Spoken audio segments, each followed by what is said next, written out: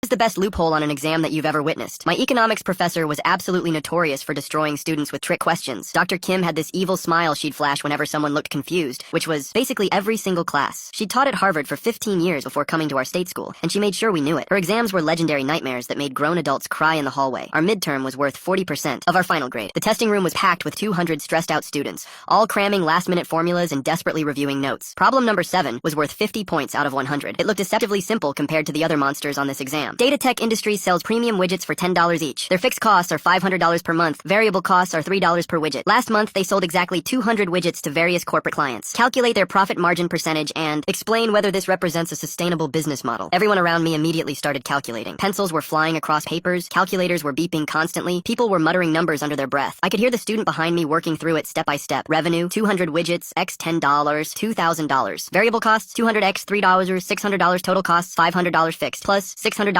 variable, $1,100 profit, $2,000, $1,100, $900 profit margin, $900, $2,000, 45%. People were showing elaborate work, drawing supply and demand graphs. Some even wrote full essays, analyzing market sustainability and competitive advantages. The girl next to me had filled 2 entire pages with calculations and was starting a third. Everyone seemed confident they had the right approach. I was about to start my own calculations when something felt wrong, really wrong. I read the problem again. Then again, something was bothering me, but I couldn't put my finger on what. Data Tech Industries sells premium widgets for $10 each. Wait, Data Tech Industries? I'd never heard of this company. Was this a real business or just an example? Then I noticed something everyone else had missed. At the bottom of the problem, in tiny 8-point font, was a single line. Use only information explicitly provided in this question. My heart started racing. I looked around the room. 1999 other students were deep in mathematical calculations, making assumptions about a business scenario they'd never questioned. But the problem never actually said Data Tech Industries was real. There was no evidence these sales happened. No verification that any widgets were actually sold. No proof this company even existed. The problem presented a hypothetical scenario, but asked us to treat it as factual data. Everyone was calculating profit margins for what might be a completely fictional company. I read the instructions one more time. Use only information explicitly provided in this question. The explicitly provided information was